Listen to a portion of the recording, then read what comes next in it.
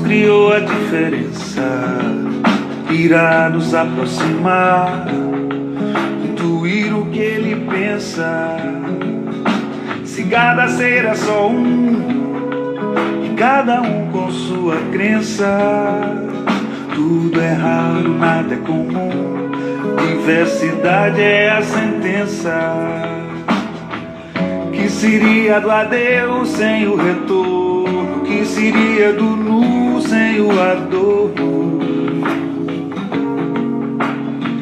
O que seria do sim sem o talvez e o não? O que seria de mim sem a compreensão?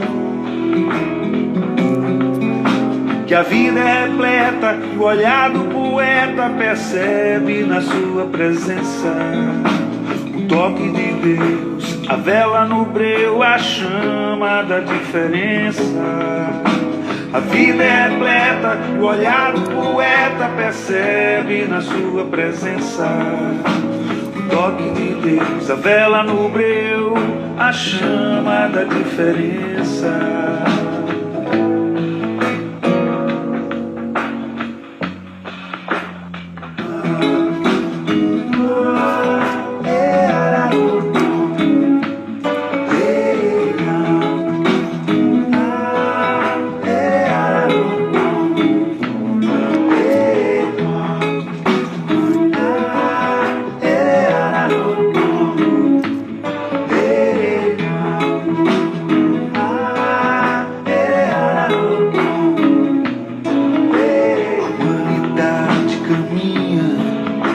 Atropelando os sinais, a história vai repetindo os erros que o homem traz. O mundo segue girando, carente de amor e paz. Se cada cabeça é um mundo, cada um é muito mais. O que seria do caos sem a paz? O que seria da dor sem o que lhe apraz? O que seria do não sem o talvez e o sim? O que seria de mim? O que seria de nós? A vida é repleta, o olhar do poeta percebe na sua presença o toque de Deus, a vela no breu, a chama da diferença. A vida é repleta, o olhar do poeta percebe na sua presença o toque de Deus, a vela no breu, a chama da diferença.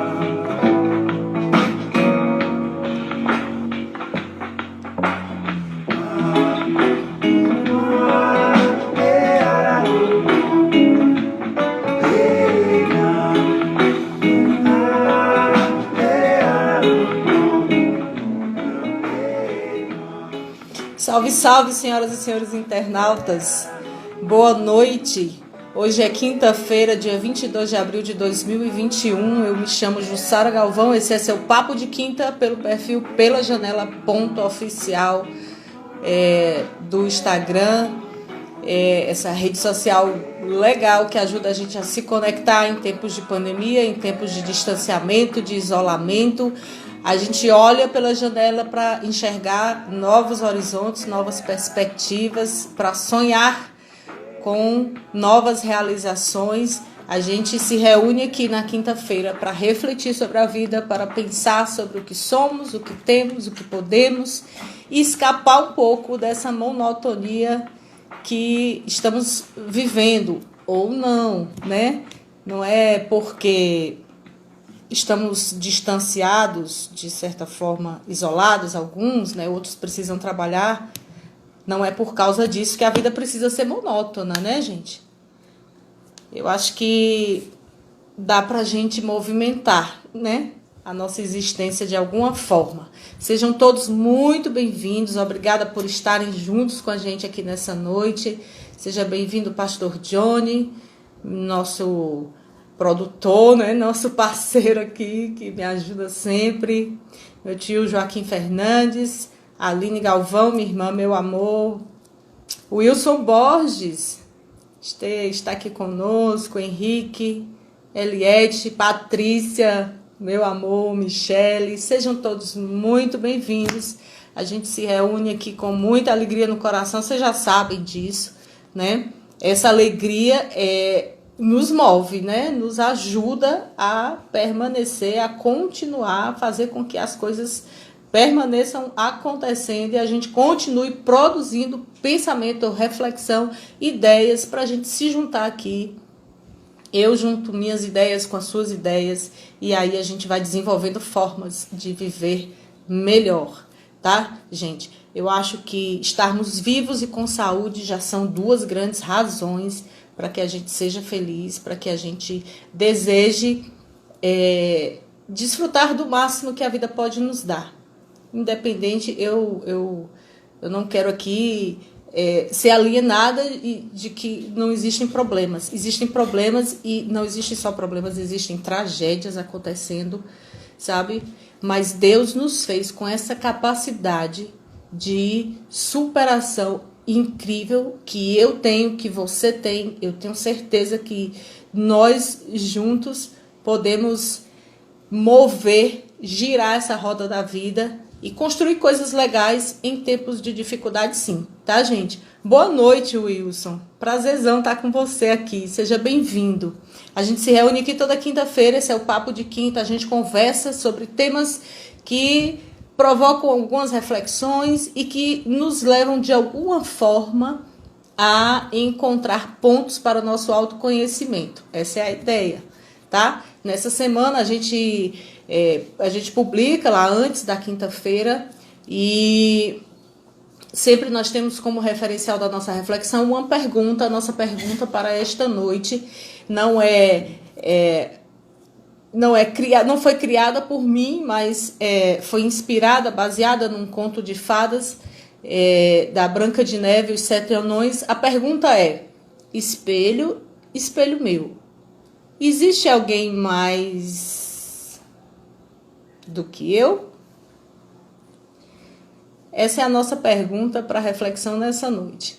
Espelho, espelho meu, existe alguém mais do que eu? Você viu essa publicação? Você pensou sobre isso? Você tentou investigar um pouquinho aí na sua imaginação, no seu pensamento, o que a gente estava querendo falar sobre isso? Porque, na verdade, essa frase ela é atribuída à rainha má dessa história, desse conto de fadas. A história de Branca de Neve e os Sete Anões. Esse conto de fadas ele é muito conhecido, né, gente? É difícil a gente ter... Boa noite, Petros. Seja bem-vindo. Esse conto de fadas, Branca de Neve e os Sete Anões, ele é muito conhecido. É um conto de fadas que...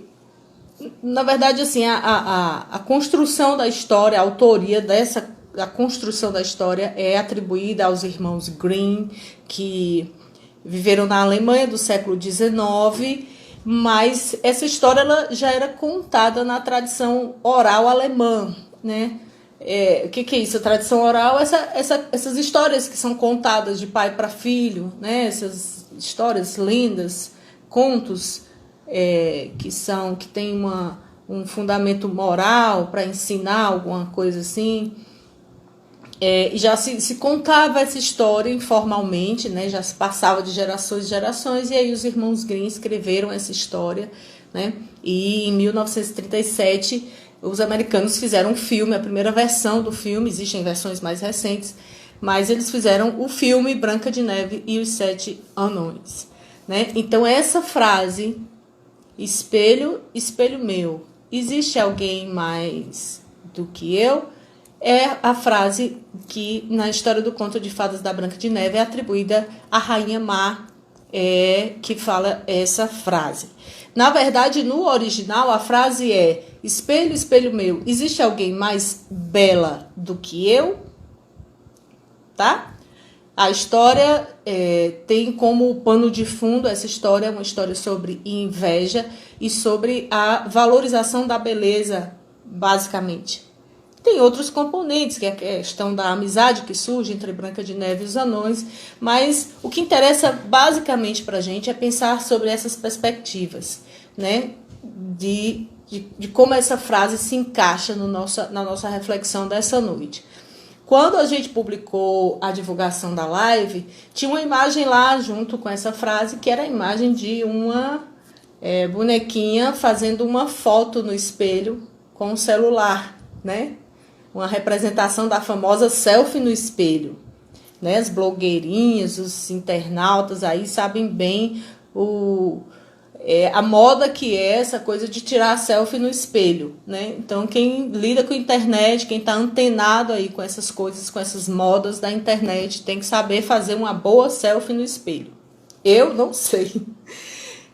Já até tentei, né? Porque essas coisas a gente fica vendo assim, fica curioso, mas eu não sei fazer. Mas tem muita gente que se destaca através dessas fotos. E selfie é um termo, é um estrangeirismo, né? Não é um termo da nossa língua, mas selfie significa, em tradução livre, autorretrato, né? Um retrato de si mesmo, selfie.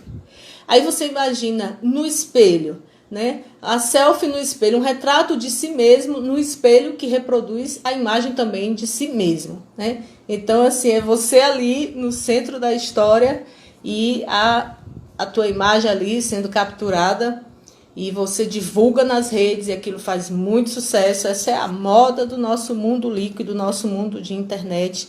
E a internet, né, gente, tem esse poder de ter transformado a circulação de imagens em algo assim extremamente instantâneo. Eu lembro que na minha adolescência, para a gente ter uma imagem, uma fotografia, era algo difícil. A gente precisava ter uma máquina de fotografar, aquela máquina tinha que ter um filme que era comprado, e aí tinha que fazer a revelação daquela foto, tinha que pagar por aquilo. E hoje, com o desenvolvimento da tecnologia, é possível a gente fazer essas imagens e capturarmos essas nossas imagens a partir de um aparelho celular, um aparelho como esse, né? Tá aqui na nossa mão, tá aí na sua mão, então sem dificuldade nenhuma a gente consegue ir compondo esses retratos ou esses autorretratos, essas imagens de nós mesmos. Mas nós não vamos falar de retratos nem de selfies, porque a gente pode pensar que retratos e fotografias são imagens que estão ali congeladas, né? São a captura de um determinado momento que se congela, paralisado no tempo. A gente vai falar sobre essa imagem do espelho. A imagem do espelho é uma imagem, não é uma imagem congelada, mas é uma imagem viva, é uma imagem que se move, é uma imagem refletida, não é uma imagem registrada, vamos dizer assim, numa mídia. Então, a gente fala hoje sobre essa perspectiva dessa imagem que é vista no espelho. E eu pergunto para você, espelho, espelho meu, existe alguém mais do que eu? Olha só, esse conto de fadas acontece assim, tinha um rei e a rainha, eles têm uma filhinha que é a princesa Branca de Neve, e a rainha falece e o rei se casa novamente com outra mulher que também é feita rainha, mas que é uma pessoa má, amargurada, e aí ela tem um espelho. E esse espelho, ele é um espelho mágico, ele é um espelho vivo. Ele é um espelho com o qual ela fala. E ela se apresenta nesse espelho e faz essa pergunta. Sempre, rotineiramente, ela faz essa pergunta. E o espelho devolve para ela sempre a resposta, dizendo que não há ninguém no mundo mais bela do que ela. E aí o tempo vai passando e Branca de Neve, que é a enteada dela, né, ela vira madrasta da Branca de Neve, vai crescendo e vai se tornando uma moça bonita e formosa. E aí chega um determinado dia que, quando a rainha má pergunta ao espelho se há alguém no mundo mais bela do que ela, o espelho responde que ela é muito bela, mas que Branca de Neve é muito mais bela do que ela. Então, a partir daí, a rainha fica enfurecida com essa resposta e começa uma perseguição com Branca de Neve, e o espelho continua respondendo para ela que Branca de Neve é mais bonita, e daí ela chama um caçador e encomenda a morte de Branca de Neve, e aí a história se desenvolve, segue nesse rumo aí. Eu não vou contar para você a história, eu acredito que você já conhece a história, a gente vai ficar nessa parte dessa pergunta para entender um pouco qual é o pano de fundo e qual é a reflexão possível, ou as reflexões possíveis em cima dessa interrogação para o espelho. É interessante que aquela rainha má, quando ela pergunta para o espelho se há alguém mais bela do que ela não está preocupada com que exista um outro padrão de beleza, mas a preocupação dela é que haja algo que seja mais do que ela. Então, assim, a gente percebe que é uma competitividade que ela estabelece a partir da referência que ela tem da própria imagem. Ela deseja ser a mais bela de todo o reino, a mais bela do mundo, e ela fica tão enfurecida com a ideia de que possa existir alguém que é mais do que ela chega ao ponto de encomendar a morte de Branca de Neve por conta desse, vamos dizer assim, nesse comparativo ela ter perdido a disputa. Então, assim, isso é uma coisa muito rica para nos fornecer uma ideia de nós pensarmos de qual é a nossa relação com o espelho e qual é a nossa relação com a imagem, com o reflexo que nós recebemos desse espelho, ou com essa imagem que nós projetamos de nós mesmos a partir do que nós enxergamos no espelho. Você já se olhou no espelho e já fez essa pergunta para si mesmo? Se existia alguém mais bonita do que você, ou mais bonito do que você? Você já interrogou, se comparando com alguém? O adjetivo aqui é bonita, mas poderia ser qualquer outro adjetivo. Poderia ser, existe alguém mais inteligente do que eu? Existe alguém mais sensível do que eu? Existe alguém mais simpático do que eu? Você já se preocupou em fazer esse tipo de interrogação a si mesmo? Que tipo de imagem você tem de você mesmo quando você se olha no espelho? O que você vê te agrada? Ou você precisa desses paradigmas que vão te dizer o que é mais, o que é melhor, o que é bom? Ou você gosta do que você vê, ou você aceita o que você vê, ou você rejeita a imagem que se apresenta ali de você mesmo? Essa coisa do autorretrato, eu falei no começo sobre as selfies, né, que a gente faz hoje através de equipamentos de tecnologia e transmite pela internet, mas a história mostra que muitos artistas faziam autorretratos, né? Leonardo da Vinci, Rembrandt,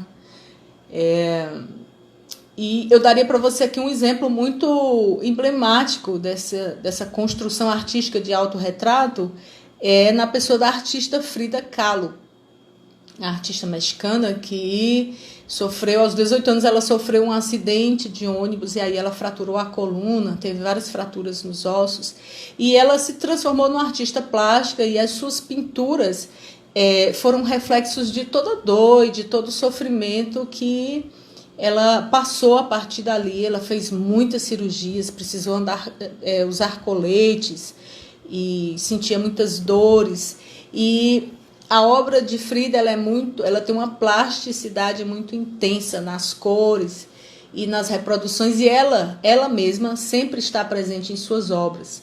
Ela ali fazia autorretratos, e aqueles autorretratos, através daqueles autorretratos, ela procurava comunicar algo de si mesma. Então, assim, aquelas imagens, as telas de Frida contam muito da história dela, falam muito sobre ela. Mas,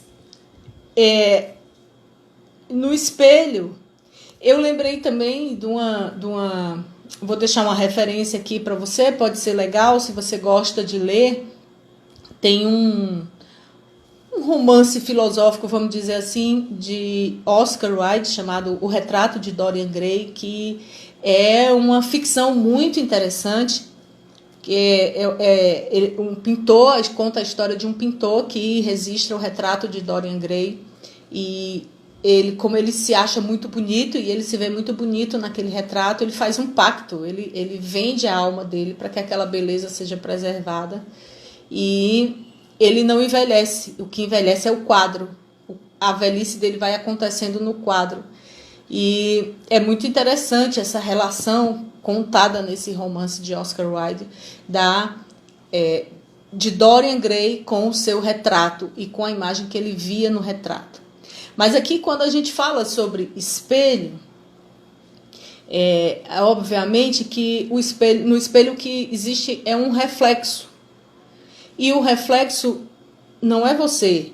O reflexo é uma representação da sua imagem. Às vezes, a gente acha que o que a gente vê no espelho somos nós. Como se a nossa essência fosse forma e não conteúdo. Né? Como se nós fôssemos uma aparência. Como se nós tivéssemos que nos apresentar como um padrão. E eu quero dizer para você nessa noite que isso é um falso paradigma. Que, de certa forma, o espelho é, na sociedade, a representação de...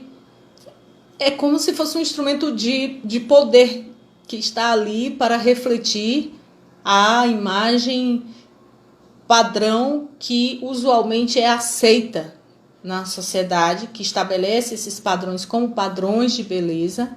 E aí eu me olho no espelho e preciso ver reproduzido aquele padrão, sob pena de haver uma rejeição da minha autoimagem, e ali está estabelecido um paradigma de beleza, um paradigma de beleza, desculpa, tá, gente? Onde é que eu estava? Me perdi aqui um pouco, tá? Sim, então, a sociedade cria esses paradigmas, esses padrões de representação, e aí a gente olha no espelho e a gente quer que a nossa imagem corresponda àquele paradigma, né? Então, de certa forma, aquele espelho funciona como uma instrumentalização de poder da sociedade vigente, porque ele doutrina os nossos olhos, é uma espécie de doutrinação do nosso olhar, para que a gente queira enxergar naquele reflexo da nossa imagem o padrão que está estabelecido pela sociedade, pela norma vigente, o padrão que é tido como aceito, o padrão de beleza vigente. De uma forma subliminar, no Conto de Fadas da Branca de Neve, a gente vê uma certa, vamos dizer assim, uma certa manifestação já do que é essa coisa do racismo. Porque você vê na personagem principal a cor branca, inclusive, fixada como o nome da personagem principal, da Branca de Neve. A história diz que ela é branca como a neve. Essa história a gente não pode esquecer, no contexto histórico, essa história, esse conto de fadas, ele foi escrito na Alemanha do século XIX, onde já se desenhava aquela coisa que mais tarde veio a ser o absurdo do nazismo, né? Essa coisa da eugenia, que é aquilo que lida com a seleção dos seres humanos, que pensa na existência de raças superiores, e a gente sabe que ali houve um movimento para que a raça branca, alemã, europeia, se estabelecesse como uma raça superior. Então, o contexto ali de beleza que é apresentado, ele tem uma definição muito clara. Ela era branca como a neve e era mais bonita do que a rainha. Né? E o paradigma de superioridade que é estabelecido ali é o paradigma estético, é a beleza aparente. Né? Ali não há interrogação a respeito de conteúdo. Ela não pergunta ao espelho se Branca de Neve é mais sincera do que ela. Ela não pergunta ao espelho se Branca de Neve é mais honesta do que ela. Não há o paradigma não é moral, mas o paradigma é da aparência, da estética. E nós sabemos que hoje, principalmente no mundo em que se cultua a imagem como nunca antes, porque hoje nós podemos fazer essas selfies no espelho, esse paradigma do culto à imagem, ele surge como uma imposição, principalmente sobre as mulheres. E você vê que no conto de fadas, essa questão está relacionada com a questão da mulher. E aí a gente pode pensar também um pouco nesses aspectos que envolvem essa pressão, vamos dizer assim, psicológica que há sobre a mulher, que a mulher tem que atender um determinado padrão de beleza. Em certas épocas, sendo mais rechonchuda, em outras épocas sendo mais fininha, mais magrinha, mas sempre a partir de um paradigma, de um padrão que é ditado de fora para dentro e que a gente, de certa forma, se permite ser envolvido por isso a ponto de olhar no espelho e achar que a imagem que a gente deve enxergar de nós mesmos é aquela imagem que atende aquele padrão do que é tido como belo, como bom, como aceitável visualmente. A forma sendo privilegiada sobre o conteúdo. E eu quero dizer mais uma vez para você, o que você vê no espelho, a imagem que você vê no espelho não é você. Aquela imagem é uma representação da sua aparência. Você é o que você é na sua essência. Não é o que você aparenta, mas é o que você possui na sua essência, o que você é como pessoa. Não o que você tem como atributo físico, suas características. Você não é a cor da sua pele, você não é a dimensão dos seus quadris ou o comprimento do seu cabelo, se ele é liso, se ele é mais encaracolado. Você não é isso. O que você é a sua essência, o que está dentro de você, o que você é na sua alma e no seu espírito. Aquela imagem não é você. Embora nós possamos olhar para o espelho e gostar do que nós vemos, sentirmos-nos confortáveis com a nossa imagem. Isso passa por um movimento de autoaceitação também.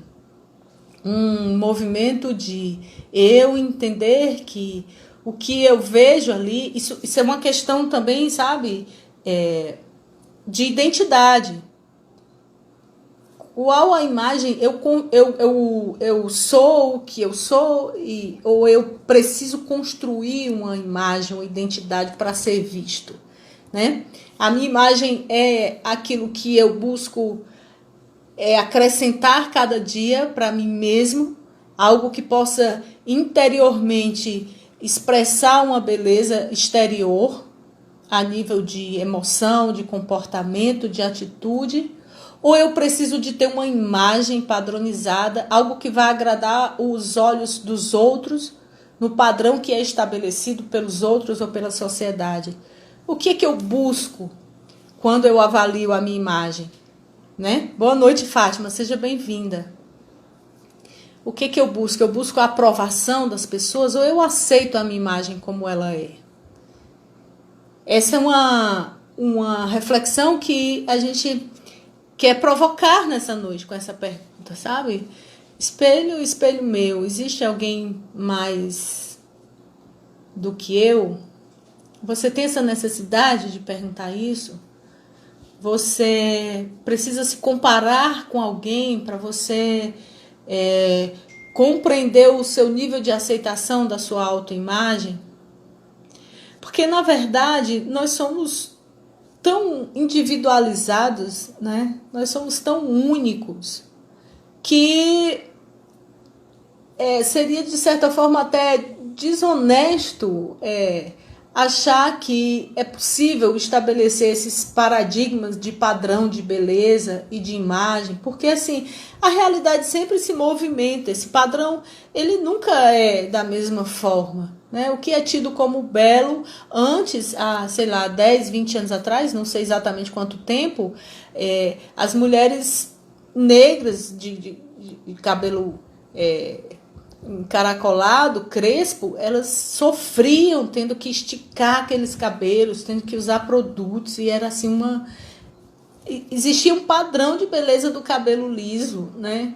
E hoje essa realidade se movimentou no sentido de romper com esse paradigma que era falso, porque todo paradigma que é construído no sentido de estabelecer uma imagem padrão, um modelo padrão de apresentação do ser humano, todo paradigma dessa forma é falso. Sabe por quê? Porque o ser humano ele não é padronizado, nós somos únicos, nós somos perfeitamente individualizados, não existem cópias de nós. Eu sou uma individualidade única, não existe ninguém no mundo igual a mim. Você também é uma individualidade única. Deus fez você com características exclusivas, pessoais, né? Então, toda a vida que se cria um parâmetro, um paradigma, esse paradigma ele não corresponde à realidade da nossa essência como seres humanos. Ele pode até funcionar para o mercado da moda, ele pode até funcionar para o mercado da venda de produtos estéticos. Tem gente que você vê que nas vitrines das lojas de sapato, principalmente sapatos femininos, eles colocam sempre os números menores, porque dizem que os pezinhos pequenos são os mais bonitos. Mas onde é que está escrito isso? Né? Isso atende a uma perspectiva de mercado, para vender mais. Né? Porque essa coisa que eu falei, o nosso olhar é doutrinado para achar que o corpo magro é o corpo bonito. Eu não estou falando aqui de saúde ou coisas desse tipo, tá, gente? Isso é uma outra questão. Eu estou falando aqui sobre imagem e sobre representação, como nós enxergamos a nós mesmos e como nós aceitamos a nossa imagem. Nós sabemos que existem distúrbios psicológicos, emocionais, né, doenças mentais que são resultado dessa distorção da autoimagem. A anorexia, por exemplo, né? A pessoa se olha no espelho e se enxerga gorda, sendo magra. E aí ela fica sem comer. E ela vai definhando, ela não consegue perceber que ela já está magra o suficiente. A anorexia, a bulimia são distúrbios, são doenças mentais associadas a essa distorção da autoimagem, né? A Fátima falou aqui, a diversidade é o que permite a nossa continuação enquanto espécie. Viva a diferença. Exatamente. A música de abertura do nosso papo de quinta hoje, Fátima, foi justamente uma música chamada Diversidade, de Lenine, onde ele fala nessa questão da diferença. Qual é o grande pano de fundo da nossa reflexão nessa noite? O grande pano de fundo da nossa reflexão é quando na pergunta eu vejo, existe alguém mais do que eu? O que eu quero deixar marcado, fixado para a gente nessa noite, é essa atitude de nós querermos nos compararmos com outras pessoas. Acharmos que podemos nos pautar por esses paradigmas. E aí vivemos uma pressão, gente, para alcançar algo que é inatingível. Porque a gente olha aquela foto daquela modelo no Instagram ou em alguma rede social, ou sei lá, em alguma página da internet, um padrão de corpo que é o padrão que atende essa coisa do mercado que pode vender, é mais agradável aos olhos. E eu acho que tem que ter aquele mesmo padrão ali, só que aquilo é possível para pouquíssima gente. E a gente às vezes abstrai que ali existe uma coisa chamada genética. Cada pessoa nasce com as suas características, com o seu corpo. Mais uma vez eu digo, não estou falando de saúde, porque a gente deve ter o corpo possível para que a gente tenha uma boa saúde. Tá? Existe o padrão de corpo que é o possível, dentro de uma vida equilibrada, de uma vida de saúde. Mas eu não preciso brigar com a minha imagem a ponto de estabelecer esses paradigmas e querer alcançar um lugar que não foi feito para mim, porque eu sou individual. Boa noite, Silvia. Seja bem-vinda. Bom ter você aqui. Tá claro isso, gente? Que a gente precisa ter cuidado com isso, não se comparar com ninguém. Nós somos feitos únicos. Deus nos fez perfeitamente individuais, sabe? Diante do espelho, a pergunta não é se eu sou mais do que alguém, porque aquilo ali não representa o que eu sou. Aquilo ali é uma imagem, um reflexo da minha aparência. O que eu sou está em uma essência que não pode ser refletida no espelho, mas é refletida pelas minhas atitudes diante da vida, pelas minhas atitudes diante dos meus comportamentos. Na verdade, a gente tem sido... A gente é uma pessoa única e somos únicos dentro dessa diversidade, né, Fátima? Porque somos únicos e individuais e é justamente isso que faz a diversidade. Eu queria ler aqui, como eu sempre gosto de fazer uma referência ao texto bíblico, eu queria ler aqui rapidinho uns 3 versículos aqui do Salmo 139. É um salmo bem conhecido, até para quem não lê tanto assim a Bíblia. Ele começa no primeiro versículo dizendo: Senhor, tu me conheces e tu me sondas. E aí no versículo 13 ele diz assim, o salmista diz assim: pois tu formaste o meu interior, tu me teceste no seio de minha mãe. Graças te dou, visto que por modo assombrosamente maravilhoso tu me formaste. As tuas obras são admiráveis e a minha alma sabe muito bem. Os meus ossos não te foram encobertos, quando no oculto fui formado e entretecido como nas profundezas da terra. Os teus olhos me viram, a substância ainda informe. Olha só que coisa maravilhosa, que coisa delicada o salmista retrata para tentar descrever um pouco como que Deus teve o cuidado de nos fazer um a um, de nos criar de uma forma particular, de uma forma única, né? Eu não preciso me comparar com o outro que também é único, que vai ter características diferentes e que é absolutamente normal isso e que é absolutamente bom que seja assim, né? Deus criou as diferenças para diferenciar. Como disse a música, Deus criou as diferenças para diferenciar, né? Já pensou se todos nós fôssemos padronizados, tivéssemos um único padrão de aparência? E veja, o ser humano ele tem, assim como os outros animais, ele tem características da sua espécie, né? Nós temos 2 olhos, um nariz, boca, dentes, membros superiores, membros inferiores, mas tudo isso produzindo pessoas totalmente diferentes e totalmente bonitas, com suas imagens agradáveis, com suas imagens aceitáveis, sendo diferentes. Eu não preciso me parecer com a mulher que está com a modelo mais famosa do mundo para que a minha imagem seja agradável a mim mesmo, para que eu goste do que eu vejo quando eu olho no espelho. Porque não existe ninguém no mundo igual a mim, né? Se você precisa de referências, que a nossa referência, ou se eu preciso de referências, que essa referência não esteja no outro, mas em mim mesmo. Esse é o paradigma que eu devo estabelecer. Se eu precisar me comparar com alguém, que eu me compare comigo mesmo. Hoje eu estou melhor do que ontem, essa é a comparação. Eu não tenho que me comparar com o outro. Mas se eu quero ter um parâmetro de evolução, por exemplo, eu tenho que ver como é que está a minha vida, a minha conduta, o meu comportamento. Será que eu estou cuidando mais do meu corpo hoje do que estava ontem? Se eu consigo me movimentar dentro dessa comparação pessoal, vamos dizer assim, e perceber que eu estou avançando, que eu estou evoluindo, ótimo. Porque se eu preciso comparar, que seja comigo mesmo. Porque nunca vai se encontrar um equilíbrio na comparação com o outro, porque o outro é outro. O outro é único, não vai ser como nós, né?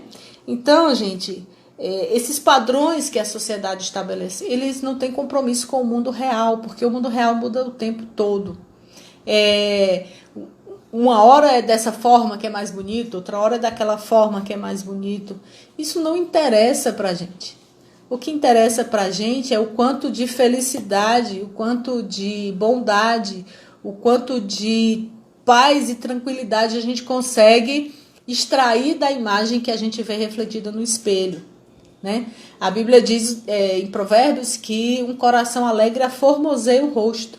Então, assim, é o nosso grau de satisfação emocional, espiritual, interior que faz com que a gente tenha uma aparência de beleza.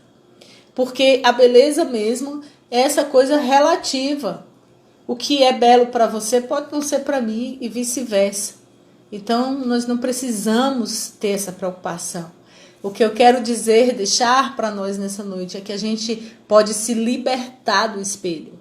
A gente não precisa ser prisioneiro daquele espelho, como aquela rainha má era prisioneira daquele espelho que, de certa forma, manipulava ela com aquelas respostas, que levou ela a um desequilíbrio emocional tal que ela achou que deveria encomendar a morte daquela que ela achava que era mais do que ela. E ela precisava eliminar aquela pessoa que poderia ser superior a ela, porque ela achava que aquilo ali é uma ameaça, sabe? Então, nós não somos superiores, nem somos inferiores a ninguém, dado que somos únicos. Se eu sou única, né? Como diz a música, se cada um é um, tudo é raro, nada é comum. Se você é uma individualidade, se você é certo? Você é rara, só existe você assim, não há ninguém como você. Então a gente não precisa se comparar, a gente pode viver livre, sendo quem nós somos, seja quem você nasceu para ser. Acostume-se a olhar no espelho e gostar do que você vê, a gostar de você. Tudo fica melhor quando a gente gosta da gente, quando a gente consegue ter na perspectiva de que nós fomos feitos individualmente perfeitos, que Deus nos entreteceu no ventre da nossa mãe com todo o cuidado de um artista que com as próprias mãos constrói uma peça única, exclusiva. Além de tudo isso, de toda capacidade de perfeição que Deus teve e tem para nos criar, né, para nos produzir, reproduzir. Além disso, ele estava ali fazendo aquilo com todo o amor que um pai pode ter para com um filho. Então você foi feito perfeito. Você foi feita perfeita. Ame-se como você é. Encontre esse lugar de satisfação com você mesmo, porque você é único. Único dentro de uma diversidade, porque o outro também é único. Então você não precisa ser escravo do espelho e nem escravo da imagem que as pessoas podem ou não ter de você, né? Vamos ser quem nós nascemos para ser, quem nós somos na nossa essência. Lembre-se do que diz a música: se cada um é um, todos são raros, ninguém é comum. Você é rara, você é raro, você não é comum. Deus te fez único. Lembre-se, quando você olhar para aquela pessoa que está do seu lado, que ela também é assim. Ela não é melhor e nem é inferior a você. Ela é igual a você, individualmente perfeita, rara, porque é única, porque foi assim que Deus nos fez, tá? Seja feliz sendo livre desses paradigmas. Eles são falsos. Nós não precisamos ter o nosso olhar para nós mesmos doutrinados pelos padrões do mercado, nem por aquilo que está mostrado no espelho. O que aparece no espelho não é você. Você é a sua essência. É o que você sente, é o que você pensa, é o que você intui, é o que você age em favor do mundo e das pessoas, tá? Seja quem você nasceu para ser. Você é raro, não é comum, tá? Lembra disso. e que você possa ter um excelente final de semana. Eu quero agradecer por ter estado conosco aqui até agora. Que Deus te abençoe, muita saúde, que você siga gostando cada vez mais de você, de quem você é e de quem você pode ser. Você é raro, você é rara, não é comum, tá? Beijo, boa noite, até o próximo Papo de Quinta.